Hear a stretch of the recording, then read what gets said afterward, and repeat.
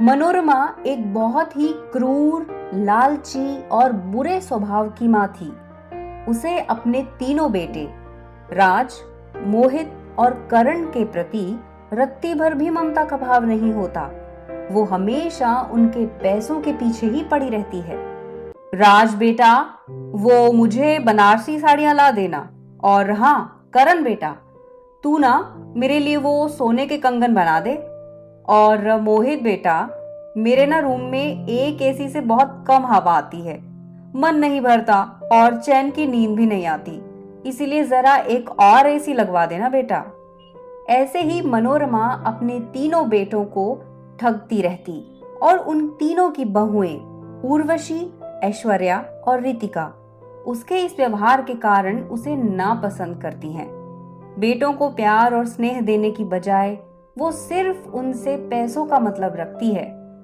एक रात शहर में भीषण बारिश हो रही होती है और तीनों बेटे घर के बाहर होते हैं, लेकिन मनोरमा तो चैन से टीवी देखने में मगन होती है और तीनों बहुएं अपने पतियों के लिए काफी चिंतित होती हैं। और तभी अचानक से उन्हें एक फोन कॉल आता है, जिससे उन्हें पता चलता है कि उन तीनों के पतियों की एक ट्रक एक्सीडेंट में मौत हो चुकी है। इस खबर को सुनकर तीनों टूट जाते हैं। मनोरमा झूठे मगरमच्छ के आंसू बहाती है। समय बीत जाता है और मनोरमा की तीनों बहुएं अब विधवा थी। वो सफेद साड़ियां पहनती। तभी उर्वशी एक बार रंगीन साड़ी पहन आती है। अरे ओ नाश पीटी, अकल क्या घास चरने गई है तेरी?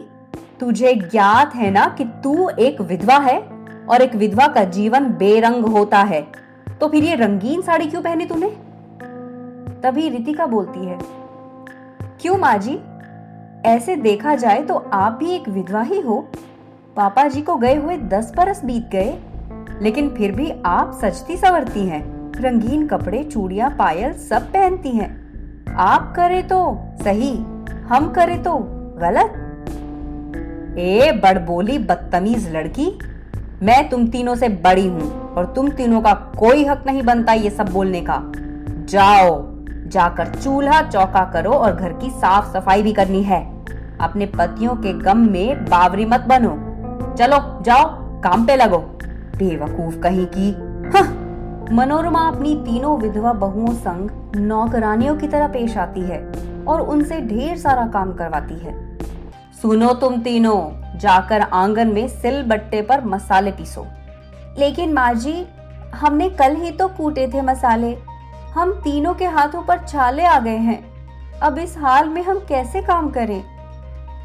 तुम तीनों को पता है ना कि जिन मसालों को तुम पीसती हो उनसे मैं कमाती हूँ और तुम तीनों का पेट भी भरती हूँ। अगर मैंने तुम्हें अपने घर से बाहर निकाल दिया ना, तो समाज तुम पर लांछन लगाएगा।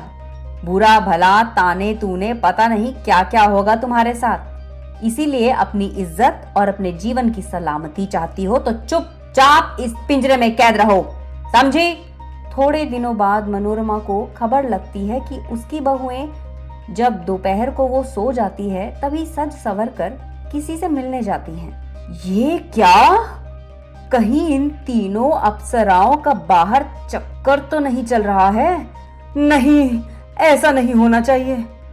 मनोरमा अब अपनी तीनों बहुओं पर दिन रात 24 घंटे कड़ी नजर रखती है और दूरबीन लेकर अपने घर के झूले पर बैठती है और देखती है कि उसकी तीनों बहुएं कभी किसी के लिए टिफिन बनाकर ले जाती हैं, कभी सजकर खुशी से छुप छुपा कर जाती हैं, तो कभी रात में घंटों तक रसोई में छिपकर फोन पे किसी से हंसते शर्माते हुए बातें करती है। अब मनोरमा को पूरी तरह पता चल चुका था कि उसकी तीनों बहुओं का चक्कर चल रहा है। वो अपने तीनों बेटों की हार से टंगी तस्वीर को देखकर बहुत रोती है। आज तुम तीनों की बहुत याद आ रही है बच्चों। मैं कभी एक अच्छी माँ नहीं बन पाई, हमेशा सिर्फ तुम्हारे पैसों से ही मतलब रखा। आज तुम तीनों की बीवियों को ऐसी घिनौनी हरकत करते देख एक माँ का दिल जल रहा है। काश मैं समय में फिर से पीछे जा पाती और सब कुछ ठीक कर देती। लेकिन मैं उन तीनों को बख्शूंगी नहीं। मनोरमा अगले दिन अपनी तीनों बहुओं का पीछा करती है और वो देखती है कि वो तीनों किसी और से नहीं बल्कि उसी के तीनों बेटों से मिलने आई हैं। अपने तीनों बेटों को जिंदा देख मनोरमा एकदम हैरान और आश्चर्यचकित रह जाती है। तुम तीनों जिंदा हो?